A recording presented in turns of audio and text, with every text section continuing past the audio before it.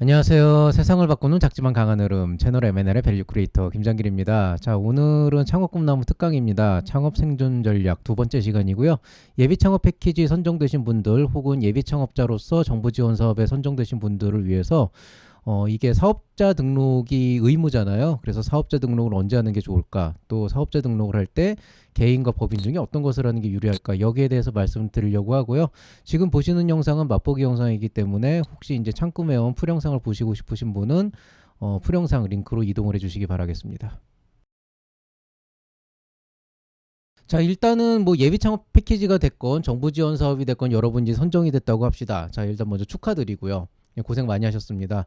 자, 이제 본격적으로 이제 사업을 시작을 하셔야 되고 그 중에서 주관기관이 요구하는 가장 제일 조건 중에 하나가 결국에는 사업자 등록을 해야 된다라고 하는 거죠. 그러면은 그 관점에서 봤을 때 사업자 등록을 당장 해야 되냐? 아니면 조금 더 있다 해야 되냐? 아니면 버틸 때까지 버티다가 해야 되냐? 이제 그게 지금 제일 궁금한 부분이 있을 거고요. 또 하나는 개인 사업자를 내야 되는지 법인 사업자를 내야 되는지 여기에 대해서도 궁금한 게 있을 텐데 이것들에 대해서 오늘 조금 낱낱이 한번 파헤쳐 볼게요. 다만 이제 조금 명확하게 얘기를 하자 그러면은 리스크를 최소화하고 조금 준비를 해서 천천히 가고 싶다 하시는 분들은 버틸 수 있는 데까지 버티다가 개인 사업자를 내시는 게 좋아요. 대신에 그렇게 내셨을 경우에는 실제 사업을 진행하는 데 있어서 굉장히 많은 부분에 좀 그 진척도에 문제가 생길 수가 있기 때문에 그만큼 이제 희생을 해야 되는 부분도 있다. 요건 좀 알고 계시면 되겠습니다. 자, 어찌됐건 간에 이제 여러분께서 그 사업자 등록을 언제 할까요? 뭐 아니면은 뭐 법인을 할까요? 개인을 할까요? 이런 질문에 대해서는 굉장히 많이 들어오고 있고요. 저도 실제로 여기에 대해서 멘토링을 되게 자주 해주는데 이제 개개인의 상황에 맞춰서 우리 학생들 같은 경우에는 멘토링을 하게 되니까 개개인의 상황에 맞춰서 조금 더 맞는 조언을 해주기는 합니다. 근데 일반적으로 여러분이 뭐 멘토를 만나서 담당 멘토를 만나서 얘기를 하거나 아니면 뭐 세무사나 실제로 회계사의 그런 분들을 만나서 얘기를 하거나 아니면 다른 뭐 컨설턴트나 VC들을 만나서 얘기를 한다 그런다면은 지극히 그 상담을 하시는 분들의 개인적인 견해가 굉장히 많이 반영이 될 거예요. 근데 이제 한 가지 중요한 거는 어떤 선택을 하건 간에 결국 선택은 본인의 몫이기 때문에 여러분이 선택을 해야 되는데 가장 이상적인 선택이란 건 존재하지 않아요. 왜냐하면은 사업자 등록을 일찍 했을 때 얻는 장점과 단점이 너무 명확하고 사업자 등록을 늦게 했을 때 얻는 장단점이 너무 명확해요. 개인을 선택했을 때의 장단점이 너무 명확하고 법인을 선택했을 때의 장단점이 너무 명확하기 때문에 결국에는 어느 누구도 여러분한테 정답을 드릴 수는 없고 제가 말씀드리는 내용들에 대해서 좀 고민을 해보시고 각각의 장단점을 고려해서 어떤 게 나한테 가장 유리하겠다라고 결정하는 것이 중요합니다. 자, 그럼 일단 첫 번째 질문부터 좀 답을 드릴게요. 적절한 사업자 등록 시점이 언제냐라고 한다 그러면 결국에는 이제 여러분의 그 필요성에 따라서 이제 등록을 해야 되는데 일반적으로 이제 여러분이 가능한 빨리 등록을 해야 되는 경우는 언제냐라고 한다 그러면 이건 뭐 너무나 당연한 얘기인데 일단 당장 인건비 집행이 필요한 경우예요. 이때는 뭐 말할 것도 없는 게 어쨌든 인건비를 집행하려면 고용이 이루어져야 되는 게 규약이잖아요. 기본 조건이잖아요. 아니면 여러분이 그 사업비에서 인건비를 집행하지 않고 그냥 내 돈으로 주겠다 그러면 그거는 이제 개인 간의 거래로 뭔가 좀 할 수가 있겠지만은 기본적으로는 상대방이 4대 보험을 원하고 고용이 이루어져야 되는 상황이다라고 한다면 고용계약서와 4대 보험이 나와야 되고 그렇게 된다 그러면은 너무도 당연하게도 그 인건비 집행이 돼야 되니까 당연히 기업이 있어야 되잖아요. 그러니까 이런 경우에는 빨리 등록을 하셔야 되는 거죠. 그 다음에 이제 또 하나가 매출이 발생하는 경우. 그러니까 아니 매출이 발생한다는 얘기는 여러분이 기업에 그 세금 계산서를 끊어줘야 된다는 얘기인데 세금 계산서가 끊어지려면 여러분 사업체가 등록이 돼 있어야 되거든요. 그 이 두 경우는 원하든 원하지 않든 그냥 무조건 등록해야 되는 거예요. 뭐 개인이건 법인인 건 간에. 다만 이제 여러분 오해하시는 게 개인 사업자는 뭐 인건비 집행이 안 되지 않냐 고용이 안 되지 않냐 요거를 모르시는 분들이 있더라고요. 모를 수 있거든요. 사실 처음이라서. 근데 뭐 고용을 하거나 뭐 매출할 때 세금 계산서를 끊거나 이런 종류의 행동은요. 개인 사업자나 법인 사업자냐 그거랑 전혀 상관이 없어요. 그러니까 어느 쪽을 선택하셔도 상관이 없고 이제 개인이나 법인이냐는 좀 종류 자체가 다른 거기 때문에 그 차이는 이따가 설명드릴 거고요. 그 다음에 또 하나 이제 가능한 빨리 등록해야 되는 경우는 이제 매도 먼저 맞는 것이 낫다. 그러니까 어차피 해야 되거든요.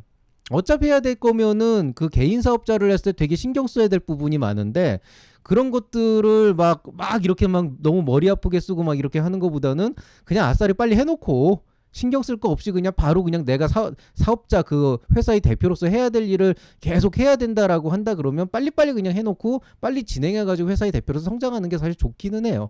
그래서 그냥 뭐 어차피 고생할 거고 어차피 회사 세울 거면 그냥 빨리 해놓고 빨리 진행하면서 다른 일에 선택과 집중을 하는 것도 굉장히 좋은 방법입니다. 다만 이제 좀 여유를 두는 게 좋은 경우가 있는데 그 중에 일단 첫 번째는 바로 이거죠. 마음의 준비.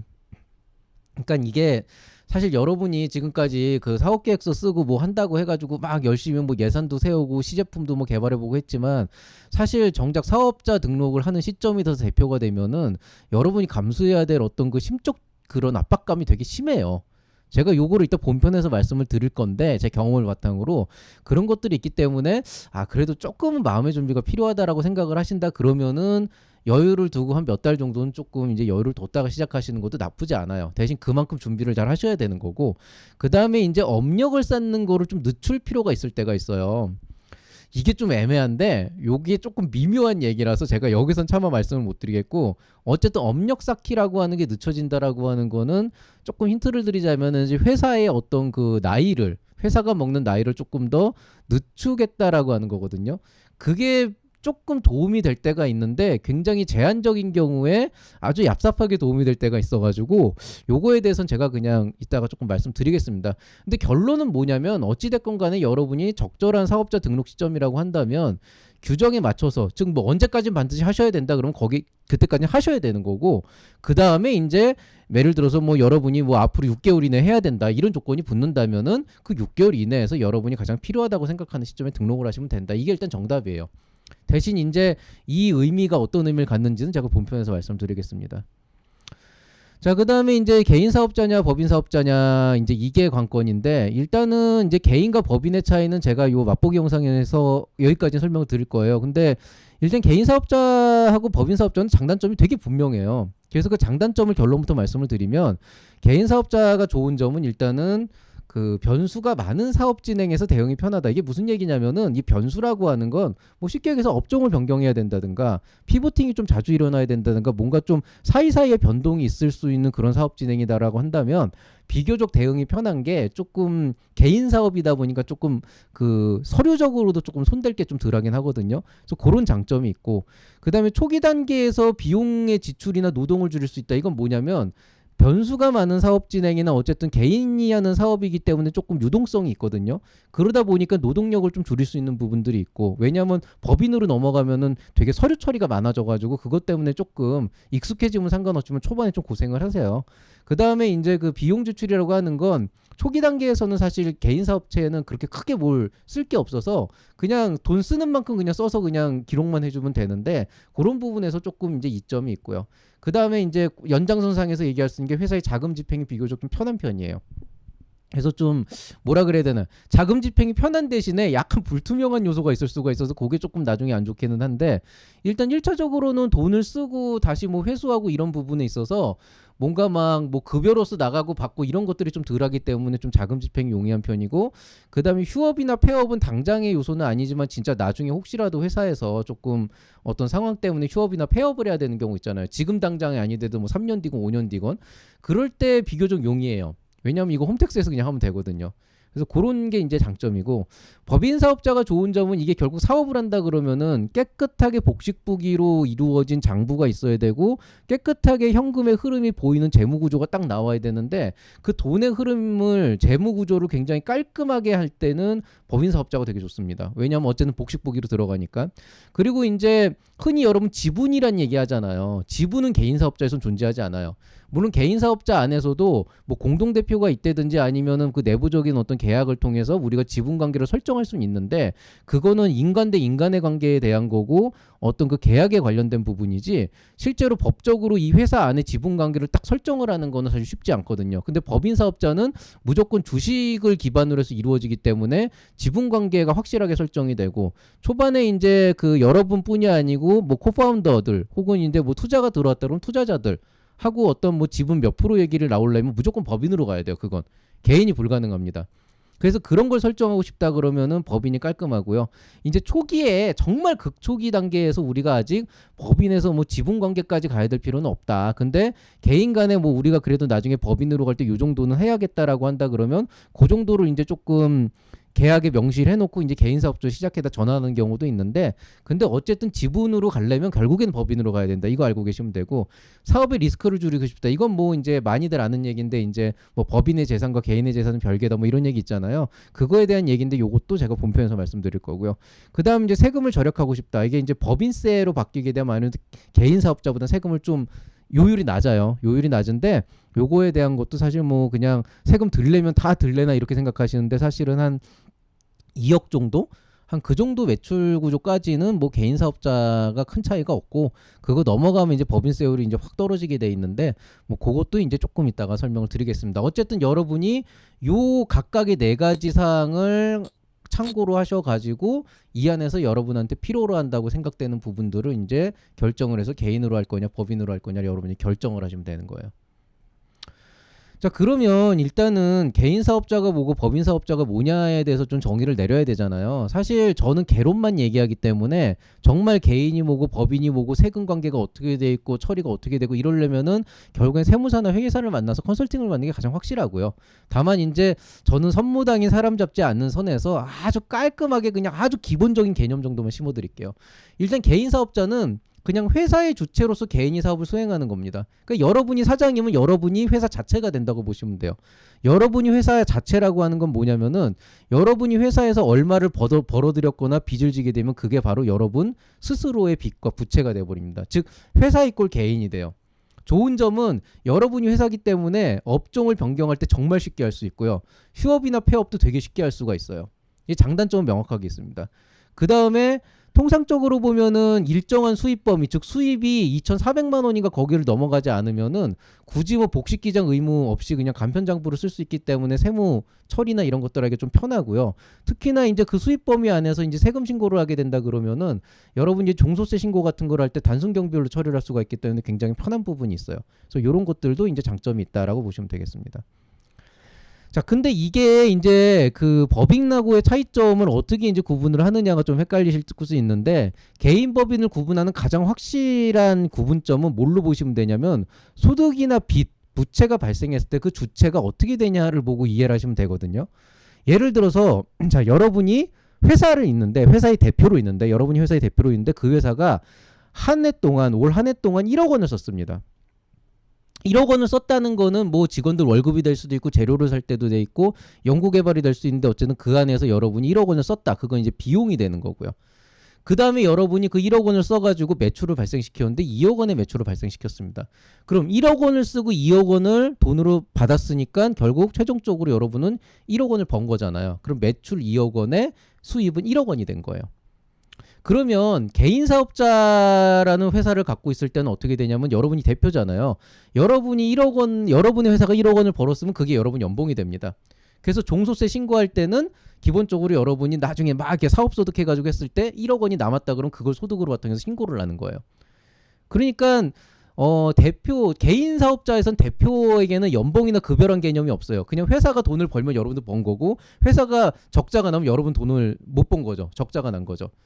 법인 사업자 같은 경우에는 어떻게 돼 있냐면은 회사가 대표랑 별개의 존재로 인지가 되기 때문에 실질적으로 어떻게 되냐면은 회사의 영업이익이 1억 원이 돼요. 그게 무슨 얘기냐면 우리 회사가 1억 원을 번 거예요. 회사가 1억 원을 번 거고 여러분이 1억 원을 번 게 아니에요. 그럼 여러분은 아니 우리 회사가 내 회사가 1억 원을 벌었고 내가 대표인데 그럼 나는 어떻게 돼 얘기하는데, 대표는 엄밀하게는 그 법인이라는 회사에서 대표이사의 직을 맡고 있고 그 직을 맡고 임으로 인해서 급여를 받고 있는 거죠. 그 급여가 1억 원일 수도 있고 5천만 원일 수도 있는데 어쨌든 그 급여를 받아가지고 여러분은 연말정산에서 이제 뭐 세금이나 이런 신고를 하게 돼 있는 겁니다. 만약에 여러분이 급여를 받는데 뭐 급여가 뭐 1억 원으로 책정이 돼 있었다. 그렇다고 한다 그러면은 영업이익이 1억 원이 나왔다라고 한다는 거는 기본적으로 그 대표 급여까지 준 다음에 1억 원이 남았다라고 하는 의미이기 때문에 이런 개념으로 들어가진 않아요. 그래서 보통은 이 급여까지 포함해서 이 비용에 다 포함이 된다라고 보시면 되고, 그 개인 사업자 같은 경우에 1억 원을 썼다라고 하면 개인 사업자 대표의 비용 그 어떤 연봉이 이 안에 들어가는 건 아니다, 이렇게 이해를 하시면 되겠습니다. 이게 좀 복잡한데 사실은 이 법인 사업자에서 돈이 왔다 갔다 하고 이런 것들은 지금 기본 개념만 심어드리는 거고, 나중에 이제 뭐 사업소득이나 근로소득이나 뭐 기타 소득이 어떻게든 요거는 제가 나중에 그 세무와 관련해서 따로 그 편성을 할 거기 때문에 오늘은 이 정도로만 설명을 하겠습니다. 자, 그럼 법인 사업자라는 건 뭐냐? 이 법인이라고 하는 건 법법자의 사람인자예요. 그러니까 뭐냐면은 법으로 규정한 인간이라는 거예요. 법으로 규정한 인간. 그럼 법으로 어떻게 사람을 정의하냐? 실체가 없는데 어떻게 했냐면은 경제 활동을 수행할 수 있는 법적 존재라는 거죠. 이게 이제 어떤 개념이냐면, 여러분이 어떤 회사에 대해서 제품을 샀는데 그 제품에 판자가 있다 그랬을 땐 그 회사에 항의를 하잖아요. 그럼 그 회사에 항의를 한다 그랬을 때 정확하게는 회사에 일하고 있는 커스터머 센터에 있는 어떤 직원에게 항의를 할 수도 있고 대표한테 항의를 할 수도 있는데, 기본적으로 여러분이 만약에 이 상황에서 소송을 건다 그러면 그 법인 회사의 대표에게 소송을 거는 게 아니고 이 회사를 대상으로 소송을 거는 거죠. 근데 일반적으로 어떤 회사가 돈을 벌었다, 모모 그룹이 돈을 벌었다고 한다 그러면 그 회사는 정확하게는 돈을 벌 수 있는 주체가 될 수가 없어요. 왜냐하면 실체가 없잖아요. 지갑에서 돈을 꺼내서 주고 거기에 대해서 영수증을 끊어주는 거는 사람이 하는 일이잖아요. 그리고 그 사람을 대상으로 법이라는 게 존재라는데, 문제는 그렇게 해버리니까 개인 사업자 같은 경우에는 대표가 그 회사 자체가 되기 때문에 그 모든 것들에 대한 책임과 의무가 있지만, 보통 사람이 여러 명 모아서 막 몇십 명 몇백 명이 있는 그런 어떤 하나의 그룹으로 되어 있는 회사에서 어떤 이슈가 발생했을 때 그 경제활동의 주체를 그 개개인으로 설정을 해버리면은 굉장히 서류적으로 복잡한 일이 생기거든요. 그러니까 사업이라고 하는 그 일이 있었을 때 그 사업에서 일어나는 모든 경제활동을 수행할 수 있는 법적인 존재를, 그 회사 자체를 하나의 존재로 규정을 한단 말이에요. 그게 법인이에요. 그러면은 법인이라는 거는 어쨌든 회사라고 하는 집단인 거고, 그 집단을 법으로서 이 집단 자체가 그 이름으로써 경제활동을 수행할 수가 있다. M&L은 법인이 아니지만 만약에 M&L이 법인이라고 가정을 한다면은 M&L이라고 하는 가상의 존재가 경제활동을 할 수 있게끔 해주는 거죠. 그렇게 된다 그러면 이제 여기서 이제 궁금한 일이 생기죠. 그럼 그 법인은 뭐 가상의 존재고 경제활동을 수행할 수 있다, 뭐 거기까지는 내가 이해를 했다. 근데 이제 궁금한 거는, 아니 그럼 이 회사는 누구 거지? 이거 내 거라고 한다면 어떻게 되는 거지? 이게 이제 생기잖아요. 자, 법인이라고 하는 그 가상의 존재의 소유는 기본적으로 그 주식을 갖고 있는 주주의 지분 구조로 결정이 됩니다. 만약에 대표가 주식을 100% 갖고 있는 주주다 그러면은 그 회사는 대표이사가 100% 갖고 있는 대표이사의 소유가 되는 거지만, 경제활동 자체는 법인이 하는 거예요. 그럼 그 법인은 어떻게 운영을 하냐? 그 운영이라고 하는, 경영이라고 하는 건 임원진이 있어요. 그 임원진이 뭐 대표이사나 이사나 아니면 다른 뭐 상무 이런 사람들이 이제 임원진이 되는 거죠. 그러면은 임원진만 있으면 아니까 그 법인이 실제로 활동을 하면 그 안에서 개발을 하고 판매를 하고 뭔가 고객 응대를 하는 그런 사람들이 있어야 되잖아요. 그게 이제 직원이 되는 거죠. 그래서 기본적으로 법인은요, 주주가 기본적으로 소유를 하고 있고, 이 주주가 필요에 따라서 임원을 고용해서 경영을 맡기게 돼 있고, 그 임원들이 이제 적절한 시점에 직원을 뽑아가지고 회사를 운영하게 되는 이런 약간 그 삼권이 분리되어 있는 이런 구조로 이루어져 있는데, 근데 아주 초창기에 1인 법인 같은 경우에는 대표가 지분을 100% 갖고 있는 완전체 대주주일 수도 있고 독립주주일 수도 있고, 그 대표가 일을 직접 해야 되는 직원일 수도 있잖아요. 이럴 때는 소유자와 경영의 주체와 활동 주체가 똑같아지는 거죠. 근데 이제 완전히 기업이 커진 경우에는 실제로 경영에 참여하지 않고 지분만 갖고 있는 주주도 있을 수가 있고, 그럼 그 주주는 대표이사를 필요에 따라서 바꿀 수도 있거나 뭔가 제재를 가할 수가 있고, 대표이사는 엄밀하게는 지분을 갖고 있을 수도 있지만 단순하게 그냥 그 월급이사, 월급 대표라 그래가지고 그냥 말 그대로 전문 경영인 해가지고 지분을 아예 안 갖고 있고 순수하게 월급, 연봉만 받으면서, 대신 고액의 연봉을 받겠죠. 연봉만 받으면서 회사의 경영에 참여하는 경우도 있어요. 그런 경우는 고용이 되는 거죠. 월급 받는 이제 대표가 되는 거죠. 근데 보통은 이제 그렇게 되면 책임감이 없어지니까 지분을 일부 갖고 있는 게 거의 대부분이고요. 그런 경우에 임원이 되고, 직원은 그냥 직원인 거죠. 직원이 그럼 주주가 될 수는 없냐? 가능하죠. 직원들한테 이제 주식을 일부 할애해가지고 하는 게 이제 스톡 옵션이라고 하는 게 이제 그런 개념으로 들어갑니다. 근데 역시 주식의 개념 제가 나중에 다시 한번 정비를 할 거기 때문에 오늘은 여기까지만 얘기하고요.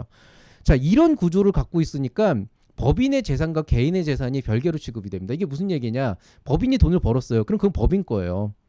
내가 대표이사고 지분을 100% 갖고 있다고 해도 내 법인이 10억 원을 벌었다 그럼 법인 거고, 그럼 제가 그 돈을 가져가려면 어떻게 해야 되냐? 연봉을 올려받든가 성과급을 받든가 다른 어떤 식으로 이제 이전을 받아야 되는 거죠. 그 절차가 있고 그 절차를 이어가는 과정에서 이제 뭐 각종 세금 문제도 또 이제 발생을 하게 되고요.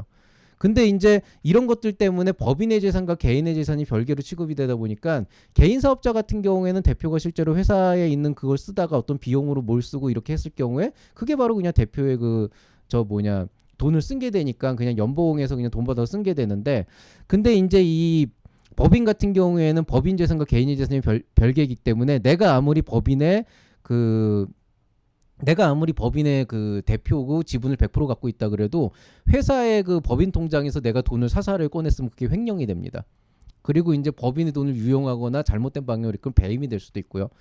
그래서 어쨌든 완전 별개다. 근데 이 별개로 취급한다는 건 어떤 의미냐?